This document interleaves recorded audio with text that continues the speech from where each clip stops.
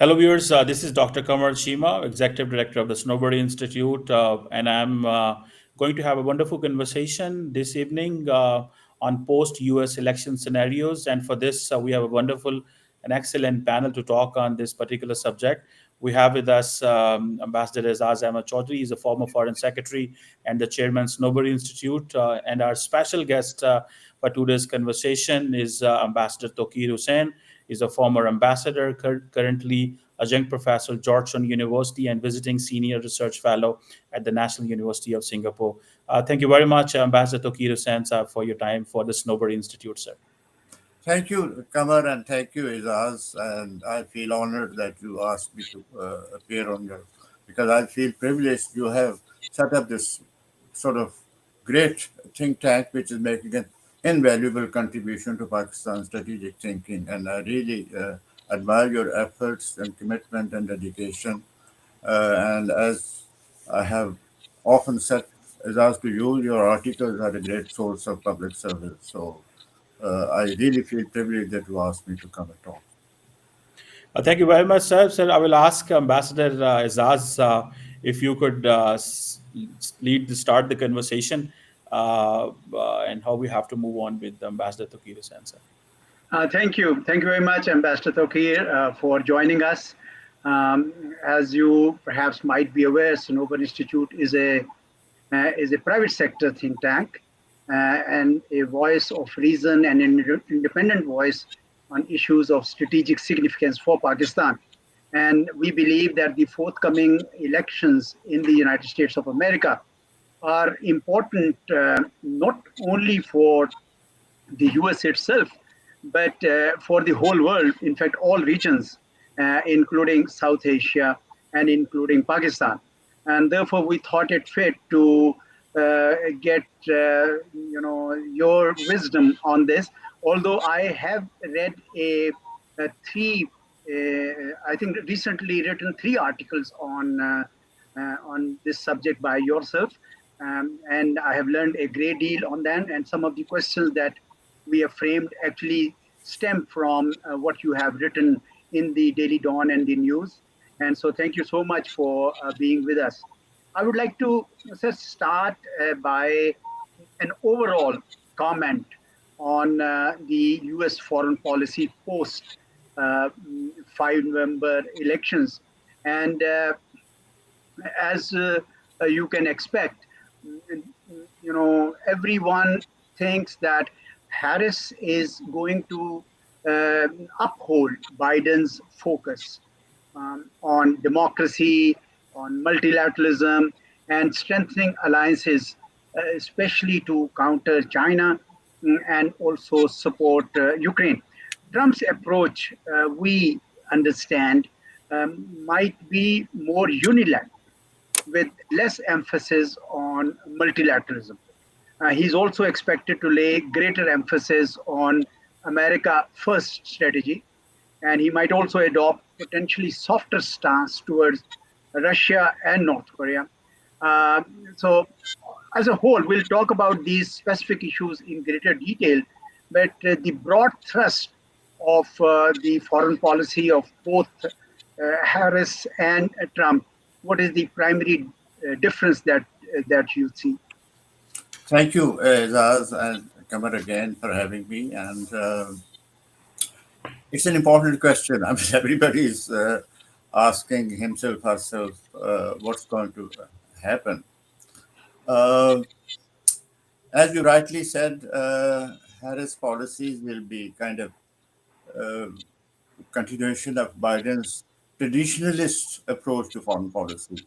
Traditionalist approach means that belief that a strong America is critical to the international peace and stability, and also for that strength, alliances count a lot. So policy is to uh, strengthen the alliances and have sort of inspired confidence among the allies, so that at least at the strategic level, America's strength is retained. Of course, Biden has been talking a lot about human rights, democracy, and to be very honest, these have been mainly rhetorical commitments. I mean, and they have not really done anything concrete or substantive, neither for promotion of human rights or for promotion of democracy.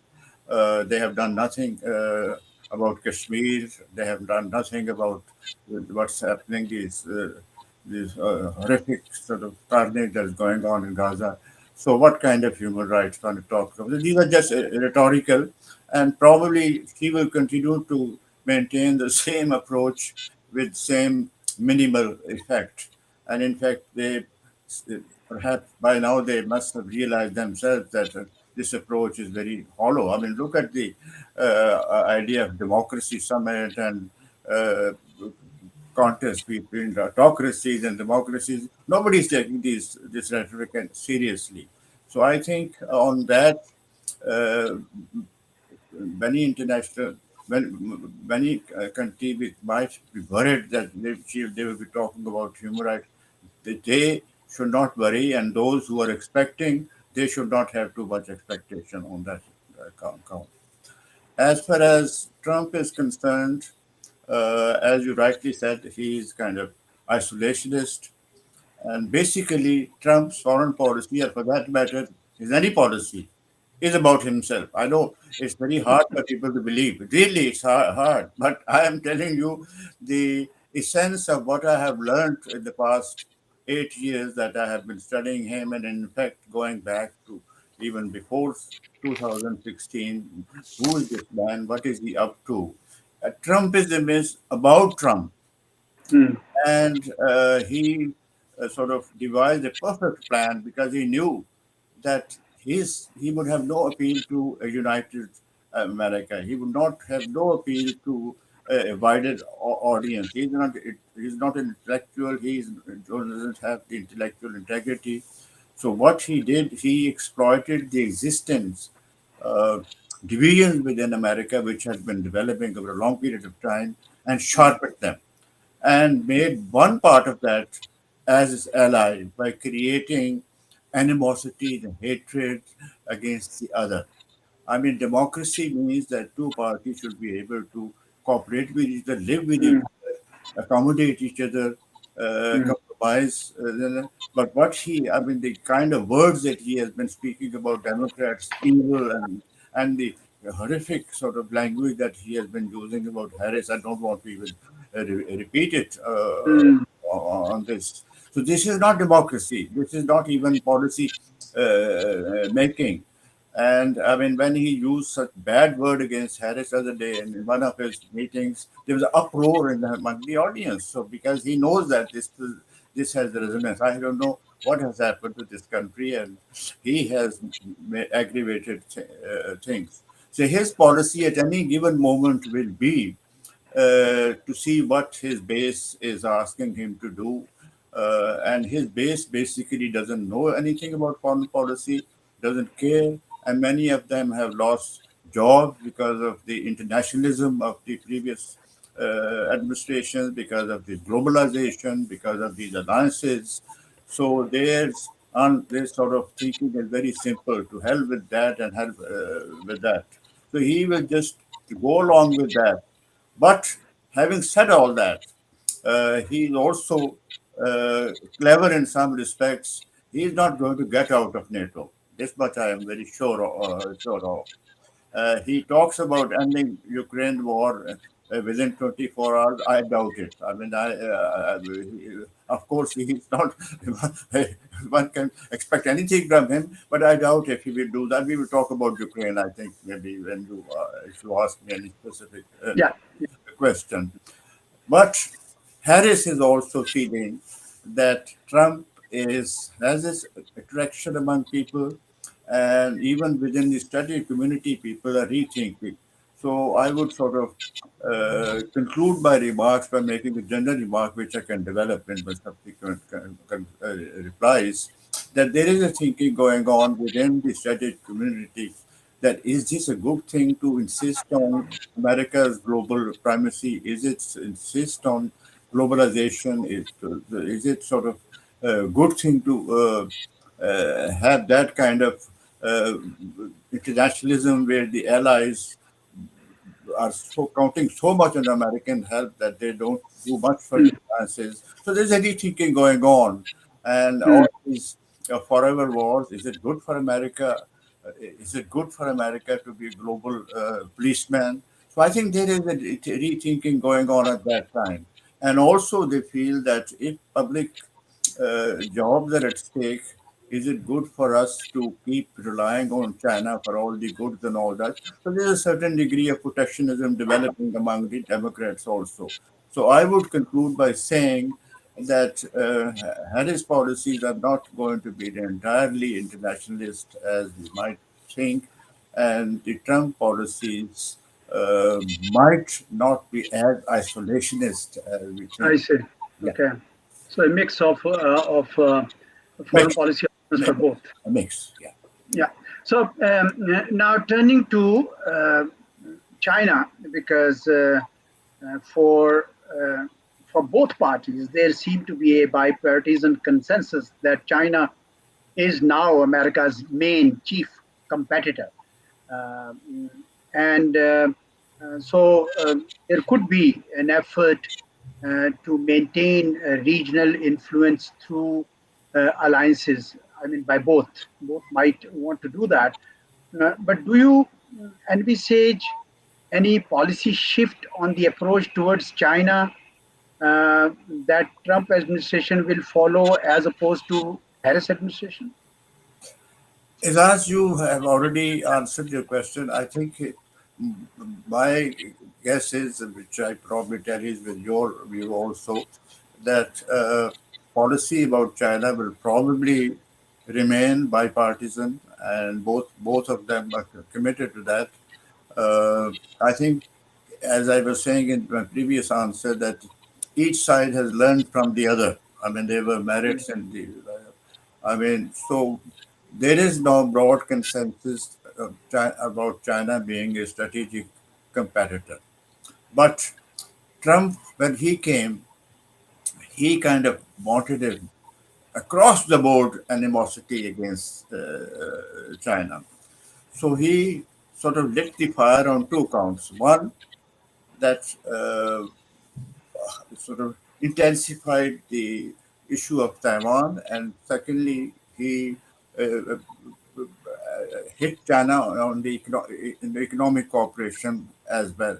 So a period came in the last few years where people were getting very worried about possible conflict in Taiwan because elections were going to take place in Taiwan. Taiwanese also thought that's a good opportunity. And as you would know as well as anyone else, that how issues gather politics in Washington. So Mm, in Congress, especially, everybody was trying to compete with each other about who's more anti-China than the other. And every day there was talk of this so-called Cold War and conflict in Taiwan. And so naturally, the Chinese also got perturbed. When the Chinese got perturbed, they also had a show of force, and that sort of gave a good excuse to the hardliners in Washington. You see, China is very aggressive. They're going to take over Taiwan. So mm, let's help Taiwan. Let's sort of give them as much uh, defense support as we can. So the mix of politics and mix of strategic overextension led to creation of a very heightened tensions over Taiwan. So I think Biden realized, at least being a traditionalist foreign policy, he can assess the dangers of such a thinking. So there were unpublicized talks going on between Jake Sullivan and Wang Yi, about which I have written an article also. So Jake Sullivan paid a visit, I think in August, and they had very extensive talks. And he called on Xi Jinping also. First time, I think in 8 years, at a meeting between an American National Security Advisor and Chinese President took place. So I think they have now uh, managed to stabilize the relationship in which competition will continue. I mean, competition, as the American ambassador to China, Burns, said recently, that competition is intense, it is structural, and it will continue. But at least there's unanimity that it should not spill over into a confrontation. It should not spill over into a conflict. Military conflict should be avoided. And I think on Taiwan also, after the elections, things are settling down. There's a realization that maybe China, after all, was not trying to be aggressive. China was not trying to be defensive. That look, if you are going to do this, we will. I mean, if you are inciting Taiwan to declare independence, that changes the landscape. That changes the strategic landscape, which we will not, because China basically wants. Uh, the status quo to continue as long as no efforts are made by America to incite Taiwan to. But the American statements and the sentiment in the Congress was building up an opinion within Taiwan that look, America says we will support you, so let's go for it. But I think the Taiwanese have also realized, mainly because they have contacts with China directly as well, so it's going to be a very dangerous situation. And both sides know that any conflict in Taiwan is going to be catastrophic for the global economy and even for peace. Now, when Trump comes, more or less, I think this will be the approach. Rhetoric might be different, but more or less, this will be the approach. Uh, where I foresee change is on the tariffs. Uh, On yeah, tariffs. tariffs. Oh, Yeah, okay. there I see some yeah, because the electric vehicles have become a very big issue in America. Yeah. And Mm, these United Auto Workers and others, uh, they're all very unhappy about the prospects of Chinese electric vehicles flooding the market here. So they will make sure that they don't come. Then Trump himself has said that we will deny high technology to China, which Biden started, and he will continue.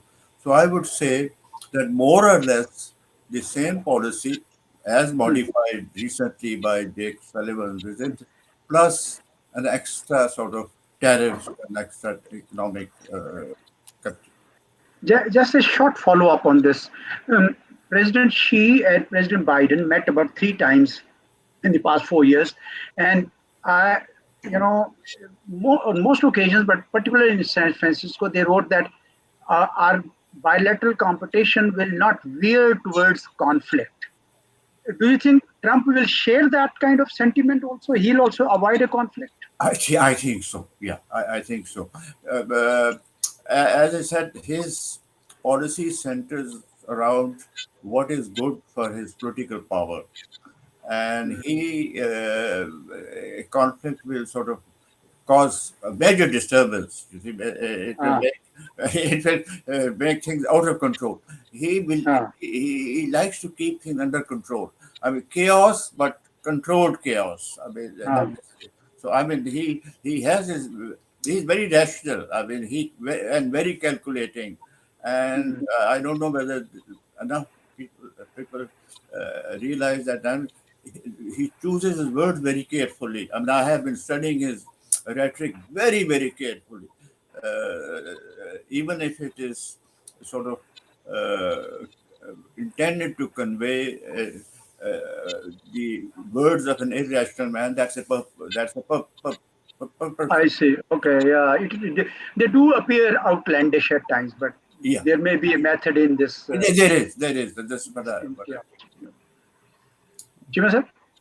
Yes, sir. Ambassador Takir, sir, moving on from China to war in Ukraine, and we have seen that there is no ceasefire, no conversation on that. And I think, as we were talking about Trump, Donald Trump called President Zelensky as the biggest salesman who comes to the United States and get billions of dollars. So, sir, Mm, in Trump's administration, it seems that they could reduce U.S. support for Ukraine, which could potentially embolden Russia and also prolong the conflict. Whereas Kamala Harris' perspective is of a continued support for Ukraine, and a firm stance against Russian aggression and a commitment to NATO and diplomatic efforts to resolve the conflict. So, how do you see these Trump and Kamala Harris approach for war in Ukraine? Chima, I think you are broadly correct about the contrast between the two positions. But one thing is becoming very clear to me that both will be intended to end the war sooner than later. I don't think even Democrats have a stomach to continue this war for too long. It has gone on too long. One of the reasons why it has gone on too long because the elections were coming. So naturally, you can't sort of uh, uh, cut, uh, cut off aid to Zelensky and ended up in a failure. I mean, that would have been a very big uh, negative for Democrats to win the elections. So I think they have continued because of the elections. After the elections, even the Democrats, in my view, will find a way of reaching some degree of compromise, whether they threaten to give more aid to Zelensky so that he can put pressure on Putin, or they reduce the aid. I don't know what the strategy will be, and the Trump's strategy will also be, in a way, same to deny the aid. In other words, both sides' strategy will be to motivate at least one side to back down. You see, I mean, by one will try to give major support to Zelensky so that Putin perhaps backs down, and the other will reduce support to Zelensky to make him back down. But I think the objective will be the same, to bring them closer to. It's not a very difficult issue on which they can find peace. What are we talking about? We're talking about her territory, we are talking about the NATO membership, we are talking of sanctions. And I personally feel that if there is a will on both sides, they can reach a compromise. I foresee some negotiated settlement when adjustment of territory and no membership of NATO for Zelensky, Ukraine. I mean, then the ending of sanctions, they will find some formula, in my view. Mm. So moving on from Ukraine to the Middle East crisis, uh, we have seen that many people view that because of the elections in the United States, the war in Middle East has prolonged. So how do you see Kamala Harris? She would likely continue the current policies in the Middle East with minor adjustment, which means a somewhat balanced approach but firm support for Israel. However, Donald Trump could introduce significant shifts, particularly in military commitments and alliances, and even can reduce multilateral cooperation in the region. So, what's your take on that? How they are going to uh, continue with their approaches for the Middle East crisis? Come on, when we are talking of America and the Middle East, we are talking here now of uh, three things. It used to be just total unclad support for Israel, which continues. And Netanyahu has very cleverly, by manipulating the political support for Israel within America, to make Israeli interests synonymous with his policies. So he has made sure that when the Americans say that we will support Israel, that we will support Netanyahu's expansionism and his uncompromising attitude. On that, there is no game. But I think two other issues have now joined the debate. One is Iran, and the other is the growing influence of China in the Middle East.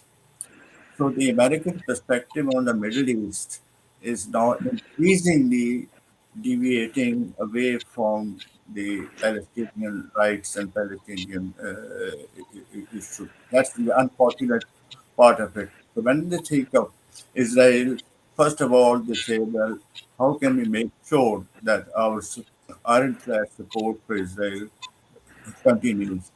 And once they calculate that, then they say, all right, what is politically feasible? How much space do we get to support Palestinians? To be very honest, very little space. And they give only that much space in which they can talk, but no, they cannot take any action. I mean, Obama was perhaps far more committed to the rights of Palestinians. I mean, you all remember the speech he made in Cairo because it was also a question of broader relationship with the Islamic world. Even he couldn't do anything. I mean, even his hands were tied. That so much is the influence of Israel. So I think while they will keep talking about doing something, uh, and it's quite possible that there may be some charade of rhetoric from Netanyahu also after the election in case of Harris, but he will, like he has done previously, if you study in the last 20 years, beginning with George Bush, he makes a pretense of cooperation in the first 2 years of any American administration. And once the second 2 year of the first term starts, the politics takes over and he then disappears. I mean, we have seen, but he knows how to manipulate the American political system. So the focus is going to be now what to do with about the, Iran. I think Iran issue will be and how much help to give to Israel to make sure that Iran is also Iran sort of uh, influence. Let's say clout in the region is weakened. Second issue is China, and they are talking. When they talk of Middle East now, they talk only of security deal with Saudi Arabia. I mean, they have. I'm so very sorry to say, they can't see things in moral terms and ethical terms. They only see how to give security deal to Saudi Arabia, so to sort of make a sort of wean it away a little bit from China. So I am afraid the situation for the Palestinians doesn't look that good. And even in Gaza, nobody is going to restrain Netanyahu. He cannot be restrained. He has seen that he can do what he wants and nothing happens. And in fact, after his recent so called victories by killing leaders of Hamas and Hezbollah, many people are saying, well, maybe after all he's right that if he continues, he can eliminate these threats, which is in favor of the American interests as well. So I think the opinion towards him is also changing. That perhaps let's give him the scope. Trump, in fact, made a statement only 3 days ago. He said, "Look, I will tell Netanyahu, do what you have to do, and finish the job." And look at he said, look at the Democrats, they're trying to restrain him. They're trying to sort of put limits on him. They're not helping Israel enough. So I would think that even after the election, whosoever wins, rhetoric might be different in case of Trump and Harris, but the policy will continue to help Netanyahu. Sorry to say. Yeah. So Trump will probably be more firm Yes, yes, supporter of Israel. yes, All right. yes. Okay. So on Iran, if I could, uh, express my opinion that Trump is expected to persist with his previous administration strategy, which is maximum pressure on Iran. And you just mentioned that also, that for both sides, this is now a major issue Brilliant as issue. Middle Eastern politics is concerned. Of course, both will also probably support Israel uh, and also alliances with regional strongmen like Saudi Arabia and other Gulf states. Uh, Harris, they say that she will probably continue Biden's approach, which is sort of nuanced balance uh, with firm support to Israel and firm opposition to Iran. But they would also not like the region to become too volatile. Uh, and given the present tensions between Iran and Israel, uh, how do you see you have partly answered this question when you mentioned But still, if you want to really emphasize a little bit more, if a war breaks out between Israel and Iran, what are the prospects of that, and where would US stand on that? I think on the issue of war with Iran, uh, perhaps there is difference in approach between America and Israel. Israel is riding so high that they will probably think that they can take the risk of going to war. They haven't decided yet, but that's why all these preparations are going on. But they can take the risk. America is concerned that look, this war will not be contained, cannot be contained, and this will be harmful to the stability, not only stability of the region, but the global economy as well.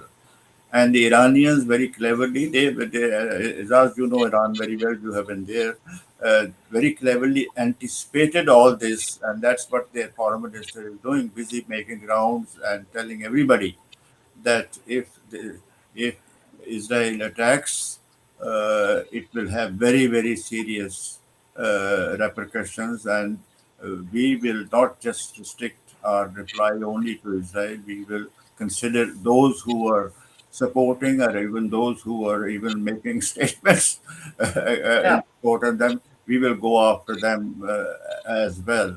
So I think America is really very cautious on that, and I agree with you, Eraz, that Biden's approach is nuanced, and so will be Harris. They don't want this conflict. They would like Iran's influence to be weakened, and weakened more through diplomatic means by containing Iran, by strengthening Saudi Arabia, by weakening Hezbollah, weakening Hamas, by taking their support groups out of the way.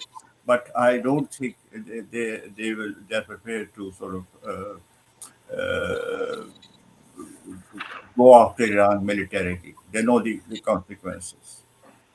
all right.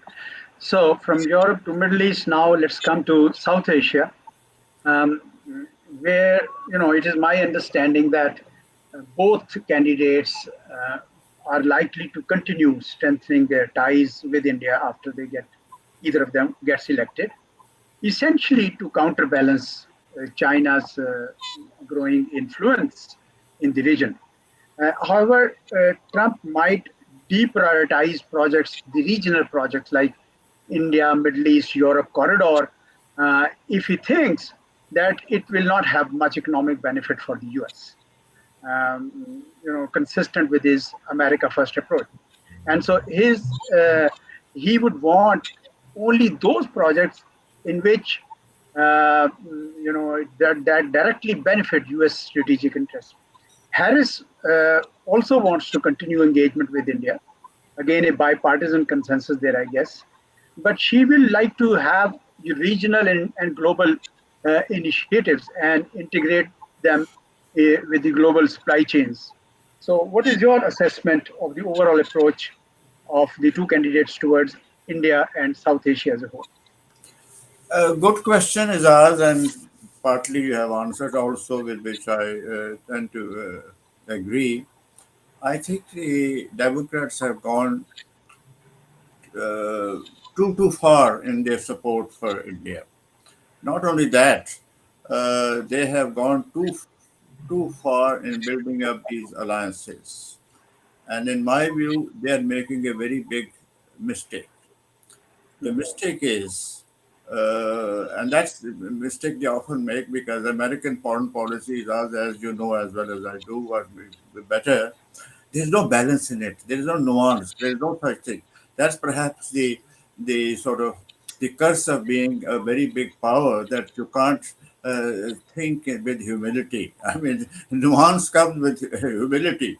So everything Mm. has to be in a massive way. Everything has to be supersized. So there's no balance. If you're going for alliances, go big. AUKUS and Quad and this cooperation and that cooperation. So the cooperation with India is now already uh, gone beyond the limits. I mean, how much more can you do? And I think this is going to hurt them in the long term because what they are trying to do, even though they oppose a multipolar world, but I tell you, by their policies, they are creating a multipolar world. You will see the just as they have had debates in the past, who lost Iran, who lost China, who lost Cuba, and a lot. They are going to have a debate who lost India because India is very clever, but they are getting all the help they can get, and then they're going their own way. I mean, they are trying to settle things with China also, and Mm, so they know America very well, and they take good advantage of that, keeping their autonomy and as well. mm, So I think already they have done enough. Now, as far as Trump's policies, I agree with you 100%. I think what you're doing. I just add one more thing to that, and that is that. If he goes with his tariff policies, not just with China, but with other countries, then India might also face the brunt of the tariffs. And that could create friction between the two.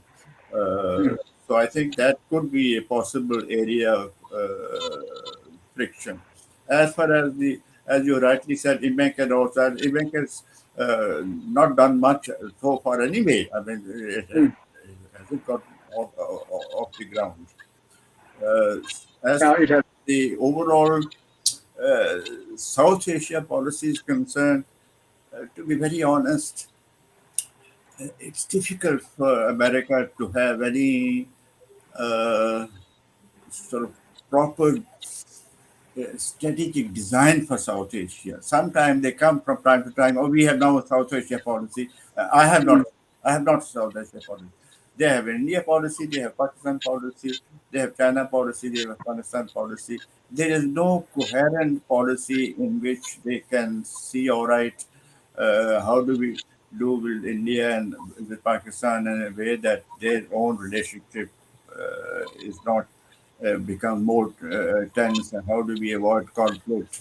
They don't really think in these terms because even if they do, the politics takes over. So politics creates so many imbalances in their policy. So many. I mean, that is the bane of their foreign policy or their public policy.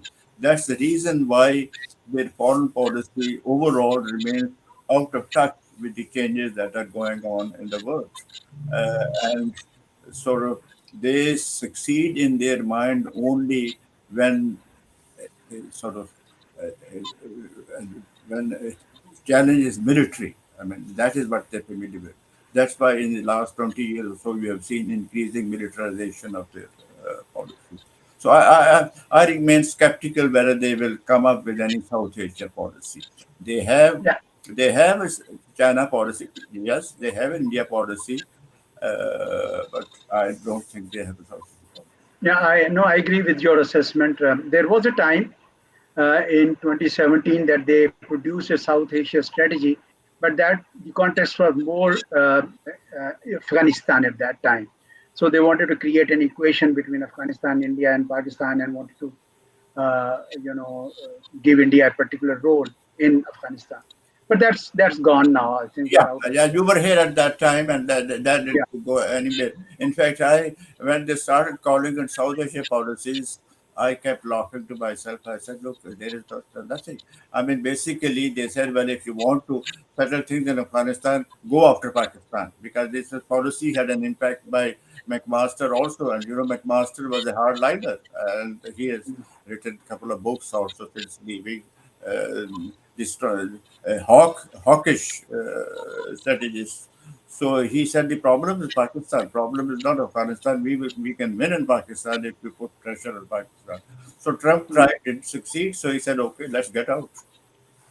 yeah. Before I give to the floor back to Kamar for asking question on Pakistan, may I bring in Afghanistan right at this stage?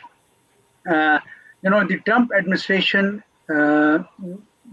would continue to distance the US from Afghanistan. He has no interest in distant wars. and doesn't want even any military involvement. But he's also interested and or sort of um, concerned about the surge of terrorism, um, which could, and Harris also is, likely to continue Biden's emphasis on counterterrorism in Afghanistan. I'm not sure whether Trump will like to focus on counterterrorism or not. A bit confused on that, whether on the one hand he doesn't want distant wars, but to the extent of counterterrorism will he be involved? But both, I think, will not like any military involvement, uh, but they would certainly like to focus on counterterrorism. So, can you, you know, unravel this for me as to what is their approach on uh, Afghanistan and counterterrorism in that context? Uh, I would agree with you, Azaz, that both will have almost similar policies in Afghanistan. They don't want military involvement, and not only that, even the political involvement is very minimal. I mean, they keep insisting on human rights observance before they can give any recognition or before they can give any direct aid. Of course, they're giving humanitarian aid. They're the largest donors of humanitarian assistance, and that will probably continue. And they are not going to get involved militarily, both sides. As far as the counterterrorism is concerned, uh, counterterrorism is basically now has become very uh, kind of institutionalized in the sense that it doesn't sort of come in the head, doesn't come in the headlines unless there is some major incident. So cooperation is going on between Pakistan and the US, in my view, but it remains kind of below the radar. Public doesn't know and not Okay. need to know. What exactly is going on, to be very honest, I don't know. But Okay.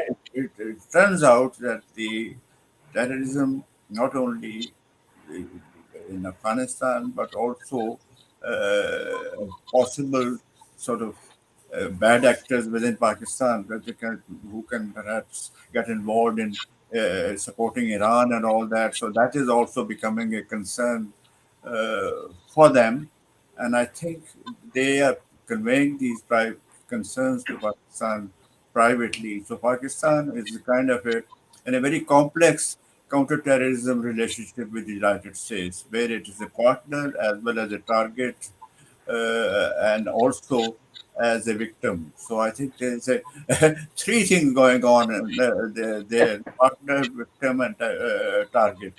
And you know it very well that what exactly is going on between military to military. At least I don't know. Perhaps when you were ambassador, you would know but more. But something is going on, and the Taliban themselves are dealing with the Americans directly through Qatar. So some contacts are going on. In fact, Taliban is saying if you want to talk about terrorism, talk to us directly. Don't go through Pakistan because they don't Mm, want any over the horizon action by Pakistan. And mm, my guess is this is just a speculation that perhaps there must be some understanding between Pakistan and the United States on the over the horizon operations as well. So there is some uh, uh, underground contacts going on, trilateral, Taliban, Pakistan, and the United States. Taliban want the United States to deal with this issue directly to them. okay. I get the impression, it's just short follow up. I get the impression that in America, they now think that Afghanistan and the terrorism within Afghanistan is now a regional problem, and regional countries, particularly the neighbors of Afghanistan, they should now fix the problem, and it's not a global concern. And why should US get involved? Is this a fair assessment? Partly correct, but in the sense that it should not involve America militarily, but America cannot just stay on the sidelines also. And I Mm, feel that some contacts are going on. It's just a question of feeling. I don't have inside information, but some contacts are going on. Perhaps regular contacts are going on this issue, because left to themselves, these things tend to sort of go in the wrong direction also, because they go back to their experience before 9/11, when they, for 10 years they literally didn't do anything in Pakistan, and but just left Pakistan, Afghanistan to their own devices.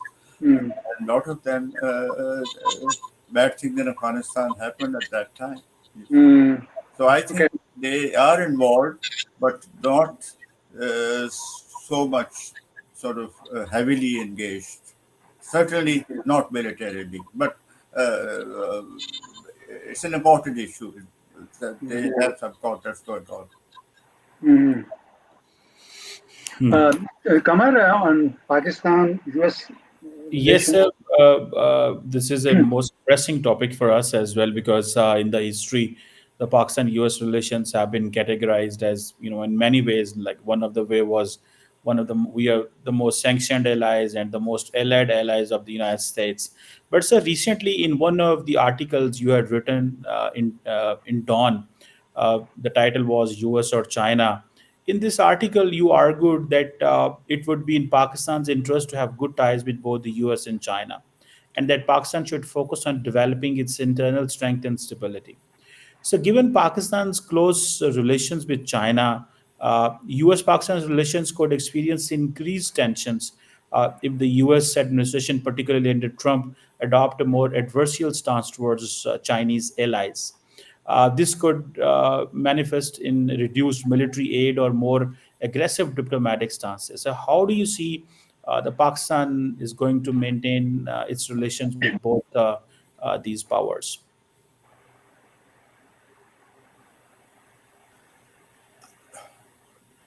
Kamar, I think they also have, both China and America have some shared interests in Pakistan also. Mm.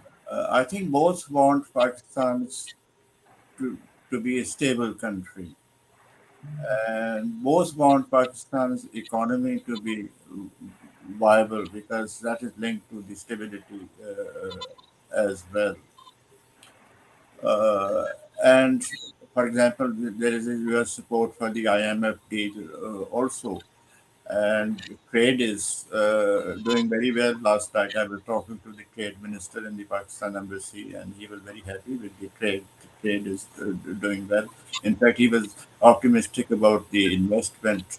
Also, I think Pakistan has to set its own house in order to attract investment. So he was. So economic relationship remains good. I think perhaps better than Pakistan has with other countries. Uh, Both remain concerned about the issue of terrorism, issue of extremism, and would like sort of to help Pakistan in their own way, that Pakistan not only becomes a good partner against terrorism, but also can defend itself from terrorism. And America realizes that Pakistan is facing threats from Afghanistan. You can see it in the statements of the State Department spokesman, the White House spokesman from time to time, that they do express support for Pakistan. As I said, there's a complex relationship as far as the terrorism is concerned. These are shared interests. So, to the extent that China's help to Pakistan improves its economy, helps Pakistan deal with the terrorism, extremist issues, because China is also becoming an target of terrorism. It advances American interests. And the Americans know that perhaps on this issue, or for that matter, any issue, China has more influence than the Americans have, because American image is not good. So if the Chinese can use their influence uh, for the achievement of the same objectives in which the Americans have an interest as well, that is a shared objective. Now, as long as Pakistan-US relationship, Pakistan-China relationship does not overtly threaten American interests in the region, America will be okay. As far as I can see, so far, your Pakistan-China relationship is of no threat to America. Okay, if the American relationship with Pakistan was that relationship of the past, a high-profile aid relationship, military relationship, intelligence cooperation, yes, there will be concern. But the relationship is going to be minimal. I mean, just correct working relationship, uh, in which doesn't feel sort of threatened. If China-Pakistan relationship leads to any moves which threaten their Indo-Pacific policy, which threaten India, for example, that becomes a matter of concern. So Pakistan-China relationship does not uh, sort of impact the America's containment of China policy. You can call it containment, you can call it countering, you can call it whatever, but I don't think it has gone to that extent where it would America would feel that they need to take action against Pakistan. So I feel confident that this issue is not going to arise in the near future. They will not just they're not here to take uh, every country go against China. I mean, they in fact um, I mentioned in one of my articles remarks by the American ambassador in China that we are not going to ask countries to choose. This doesn't work anymore. I mean, this Mm, one, he said so. He said it doesn't work anymore. mm, Of course, they tried, but it doesn't work. Not that they didn't try. They tried and it doesn't work. In fact, they had backlash. I think where my advice to those who will be watching the program is to fix the proper timeline for U.S.-Pakistan relationship. U.S.-Pakistan relationship of the old Cold War days when it was very high and profile relationship, both in terms of military cooperation, security assistance, and economic aid, is gone. That period is gone. I mean, the Cold War period has very little relationship with post-Cold War world. So that post-Cold War world has created new issues, new challenges for American foreign policy, for Pakistan foreign policy, for Indian foreign policy. So Pakistan needs to look at the relationship between the United States in that period, not keep going back.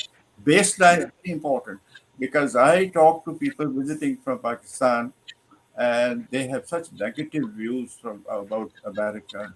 And when I start talking to them, they start from 1954 and all that to look where we were and what has happened. America has moved over to India. I told them America has not moved over to India. America was always there. I mean, there is a perception. For example, I was listening to one of the anchors on TV in Pakistan, a very respectable anchor. जी मैं आपको बता दूं कि America जो है वो भारत की तरफ जा चुका है भारत की तरफ नहीं जा चुका which was always there. I mean, they have just fashioned a new high grade extraordinary relationship with them given the present realities of their foreign policy. And they are trying to do the same with Pakistan in the context of the present realities of their foreign policy and the present challenges. They went to India from Washington. They didn't go from Islamabad to India. They didn't cross Wagah border to go to India. So I think this perception has to be cleared by Pakistanis that they are preferring India to over Pakistan. There's no question of preference here.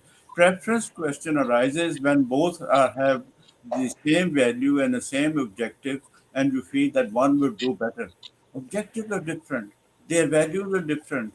I mean, each value of each country in their foreign policy is now very different now, and the objectives that they have in each country are very different. So the issue of calling it preference is not a correct thing. It's a very new relationship, and Pakistani Great. wonder, oh, our strategic value, what happened to it? I said the strategic value is still there, but it is now more valuable to China than to them.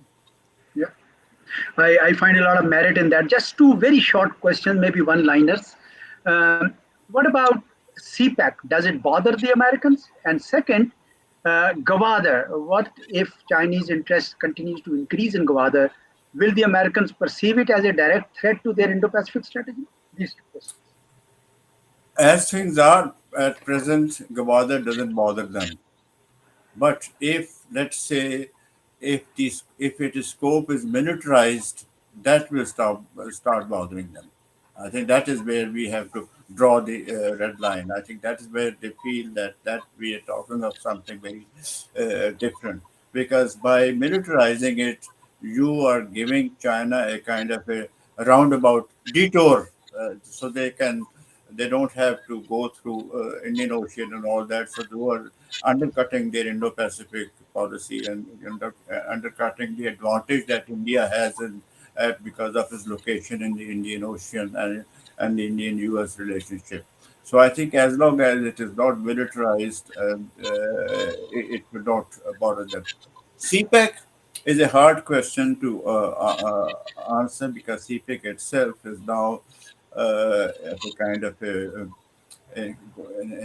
transitory phase that's facing challenges, and it has fulfilled some of the promises and not and failed in some other respects.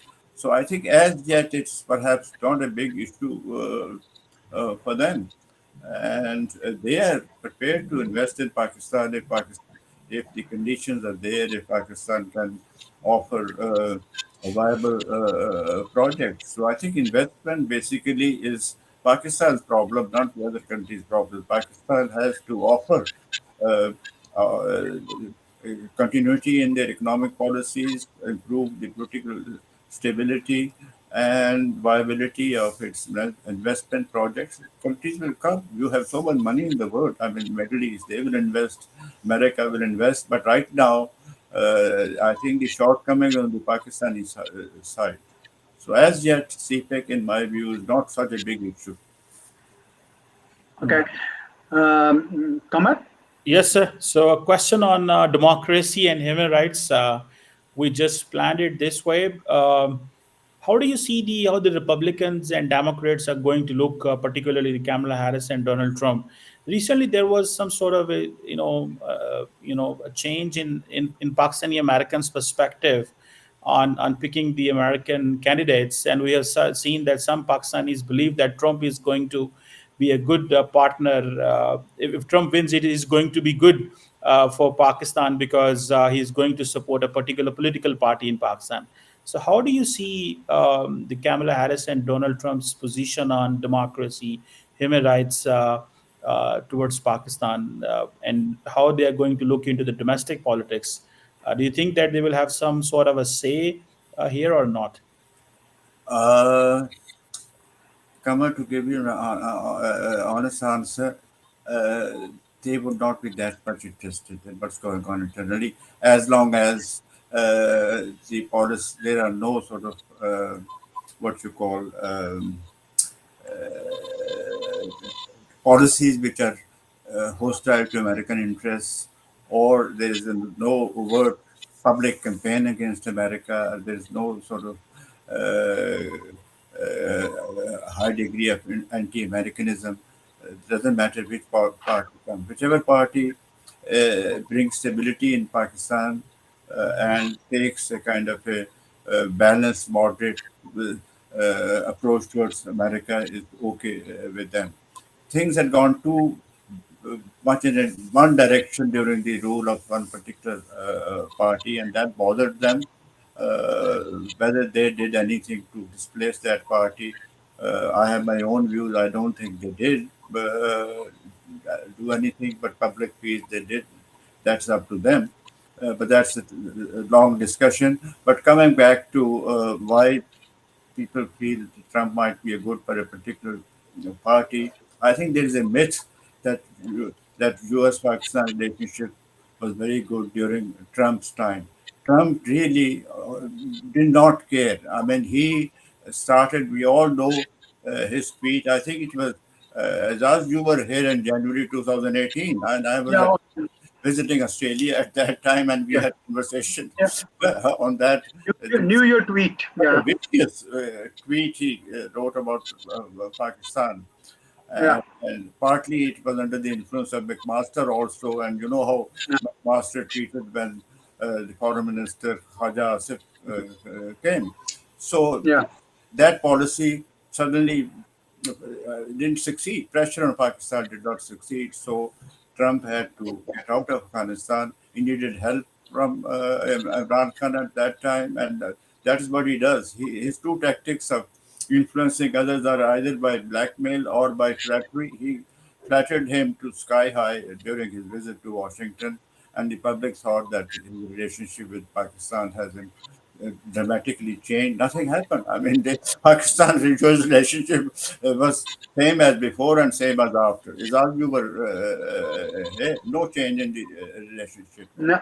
He Yeah. just Yeah. uh, uh, I agree. did Agree. Imran Khan's help. I agree. I agree.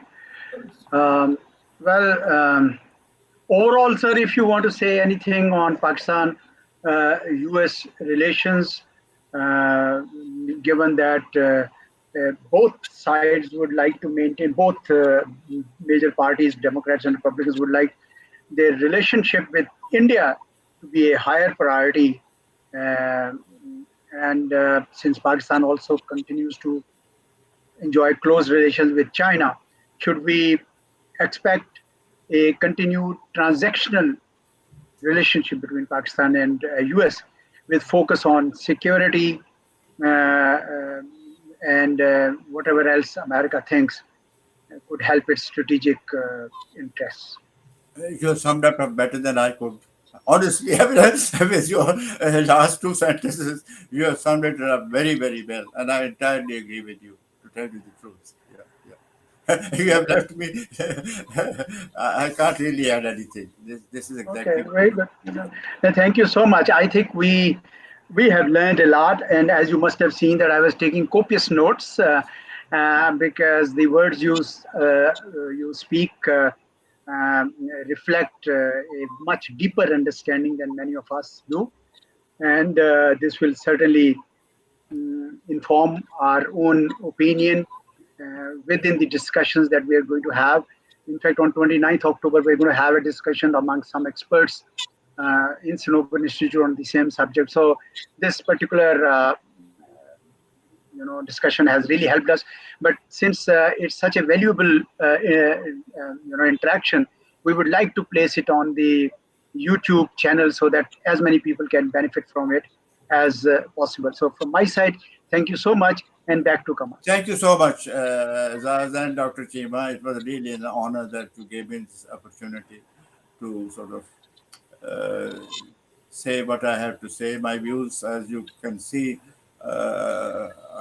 may not be shared by very many people in Pakistan, but this is how I have understood the relationship and the American foreign policy over the years. Thanks a lot. Thank you, sir. Thank you. Thank As you. a matter, as Azaz has concluded. So thank you, sir. Thank you. Thank you. Very kind. Bye Very bye. kind. Good Khuda Thank Hafiz. you. Thank you.